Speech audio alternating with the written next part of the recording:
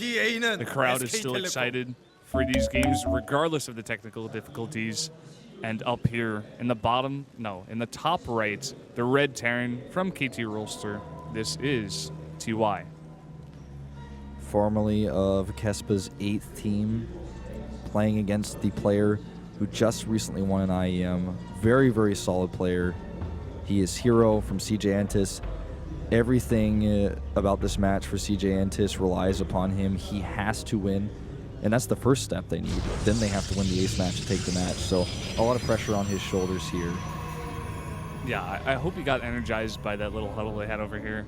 The whole CJ Entus team is very together and with it. They have a lot of teamwork. You can just see it in the way that they interact with each other. I hope he gets some of that energy and plays really well here. You know, he really doesn't want to go down here 3-1. He doesn't want to put his team in a -2 position after the first set of games. So he's really in it to win it for this one. Yeah, I think so. And Taeyong is a player, though, at the same time, who doesn't really feel pressure.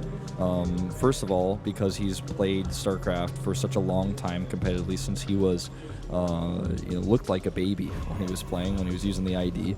And also, who just has so much experience in the booth in StarCraft2 and Pro League. He's been around for a long time, and he's ahead in this series. His team is ahead. So if he loses, worst case scenario is they go to an ace match. And he has the confidence here to go for a command center first, a build that we don't see all too often anymore in Terran versus Protoss. Yeah, it's not very often seen, especially on 2-player maps. This is maybe a little bit risky. If you get hit with Blink while your opponent is... So if your opponent goes Blink and you go for command center first, sometimes you don't have your Marauders out as quickly as you'd like to. But that build is... We see it sometimes on this map, not necessarily what we're going to see here. And what I like about this by TY is when you go for a command center first, whatever the Protoss was thinking about doing, he needs to kind of rethink it against a command center first. Because you might think, okay, well, I was going to do a 1 gateway expand. Maybe I should just pull out of gas here and rush out my Nexus a little bit faster and cut my core down, if you scout it. Or maybe I should consider being aggressive and doing a more aggressive play, getting an Oracle out instead of just taking a third base faster because he has this command. So I got to catch up in some way. I got to do something about this. But so far, no scout from herO, so he's playing totally blind. Playing totally blind. He's just sending that Zealot out now. He's probably going to send that around to make sure there's no funny business going on, and probably send it over to the opponent's base, see what's going on. He's not going to be happy, though, when he sees that the command center first went down. No, he's not, and because he's committed a lot of resources to just getting his Stalker out, his Warp Gate research. His Nexus is so delayed. He's just doing everything that you would normally do to make sure you can deal with the Reaper Scout and then just safely expand. With the Mothership Core coming out, the Zealot and the first Stalker, he can maybe try to poke. But look at what TY has done. He's put the bunker in the place where you can't camp the bottom of the ramp, and he doesn't make the depot part of the wall so it can't be attacked. So he knows exactly that when he goes for a command center first like this, the normal Protoss move, which is to attack the depot right where that SCV is standing, he can't do it because the depot's not there, and the bunker is going to stop him from camping and staying and hitting the other depot.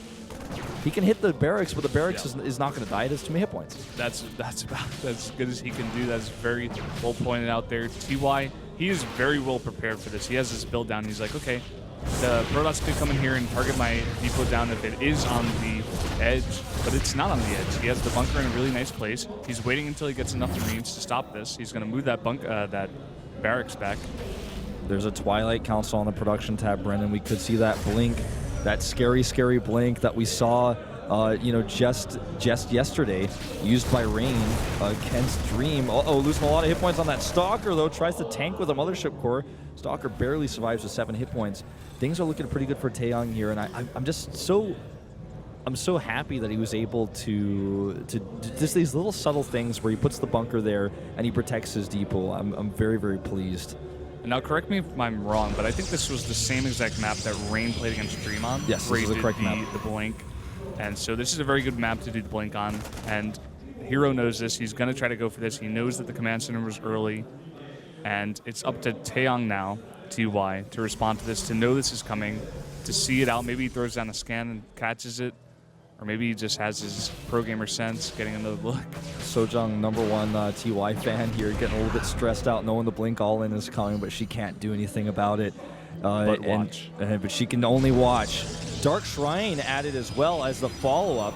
That is pretty nuts. So things could not be any more all-in for herO, who's also stopped pro production. Second bunker at the front. Does he have a bunker in the main base? I don't think so. He started Marauders. He's going double Marauder right now. He knows that that's what he needs against a possible Blink. But with no Reaper, it's impossible for him to scout. There's only 3 pros mining the natural. This is super all-in.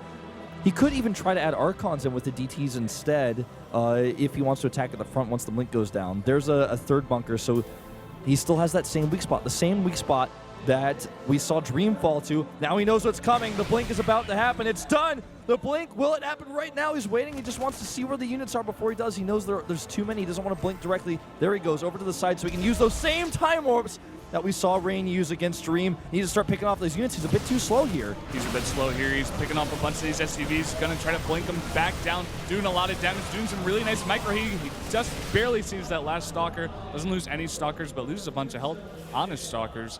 A bit of damage done to the army of TY, but defending it pretty good. Waiting for that stim to get up. Has a lot of bunkers now.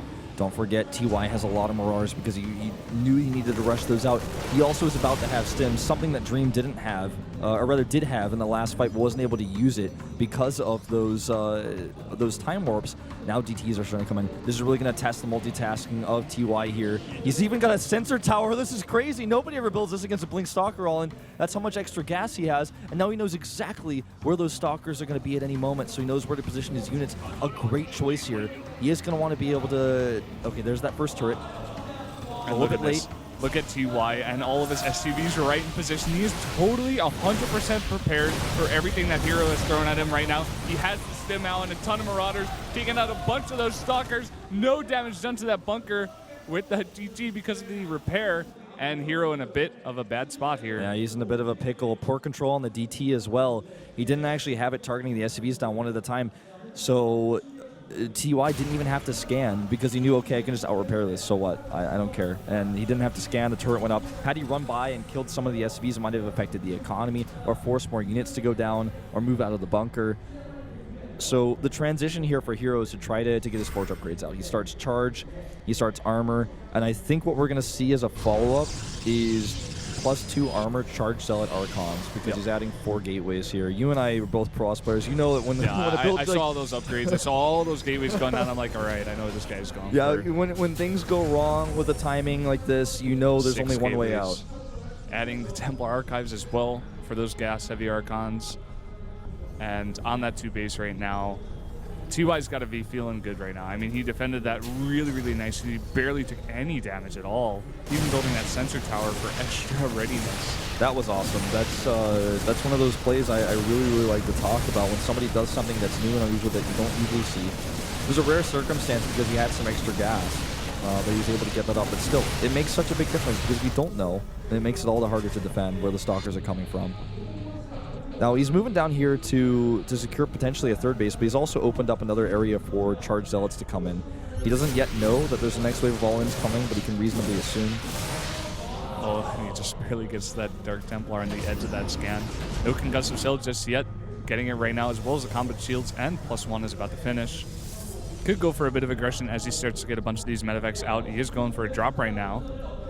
The worst thing that can ever happen to a Protoss who's doing a timing is a drop in the main base, but herO has decided to step away from this idea, or rather to just go ahead and take a 3rd base and get Storm.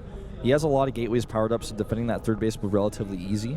And I like this decision actually much more than trying to go for the more obvious timing. He's also got Stalkers ready to stop drops. This game's not over yet. TY in a massive lead, but herO's trying to hold on. Yeah, herO's holding on for dear life. He's doing everything right so far. He's getting what I would assume would be a really good transition for him to go into something into the mid-game. He had the Stalkers right in position. He's trying to go for that. He's trying to extend it, getting the Storm as well. I believe that DT died to those units over there. We didn't quite see, but no damage done there. No deny on the 3rd command center. Storm being finished still gives a herO a really strong possible push if he wants to commit to it. And it also gives him the ability to defend this 3rd Nexus quite well.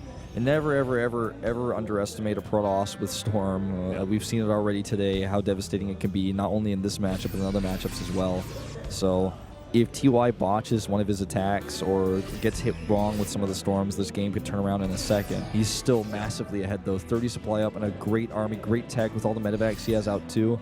We've seen it so many times. Terrans, Zerg's not engaged too correctly against Protoss, but look at this, splitting really nicely against the Storm. Storm's pretty good, though, picking up a bunch of units in the medevac. There's a lot of Zealots here, but so many Marauders in the back as well, able to do a bunch of damage to these Zealots. The Zealots here trying to do what they can to tank. Scan goes down to make sure there's no more DTs, and this is going to be TY closing it out. Great idea there by herO, going for the storms in the Warp Prism. I mean, that's the best thing he could have hoped for, hoping that with the Warp Prism there to shield those Templar, they couldn't get EMP'd, he'd get the good storms off, but there was just too many medevacs. The medevacs healing so well, and now counter-wise, we've got the Ghosts and the medevacs, and that is going to be it, ladies and gentlemen. There go the EMPs. The EMPs go down perfectly, taking out the rest of herO's army. Working on this third Nexus now. The Time War goes down, but in vain. The third Nexus is going to go down. 66, 65, 64 supply for herO. Taeon, TY just rolling over herO after that failed Blink Dark Templar aggression. 138 supply to 59. herO is crushed, and so is his team. There's no way for him to come back here. He's got some Dark Templar. It looks like there might not be any scans left. An EMP would do it, though, and that's exactly what he uses. There goes the EMP. Now he's got a massive set of drops. He can send it to the main base where there's no defense, and there's the GG. KT Rolster takes the win with TY closing things out. Great Blink Stalker defense. Very, very well played there. That was just such good preparation against that Blink Stalker aggression. Just not taking any chances, even building that sensor tower. That's a huge point. Having a bunch of bunkers in the right place. Even the building placement at the beginning of the game was so well played.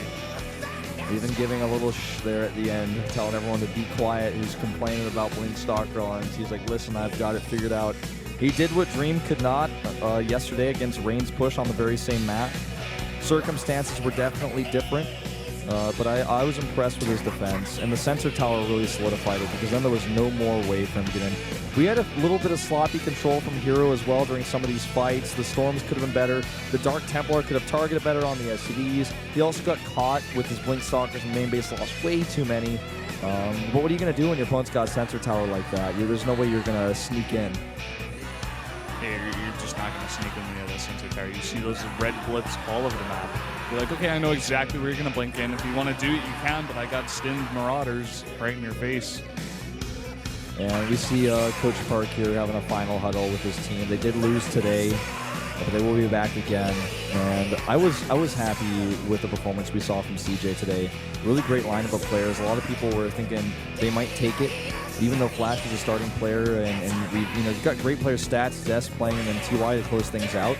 I thought if things went a little bit differently, KT Rolster might have lost this game. I thought I slightly favored CJ Entis myself. Yeah, I was looking on before the games just to see who people were favoring, and I think it was mostly towards CJ Entis and Generic Green Wings. Unfortunately, both of those teams lost. Yeah, we've got a lot of upsets happening, and so many of these team matches are very, very close, and I don't know. The thing about this season of Pro League so far has been you can never count any team out and any player out. There's so many really good strategies that you could see come out. Sniping strategies, all-ins, late-game macro techniques. Like we saw Solar play totally two different builds against his opponent earlier today.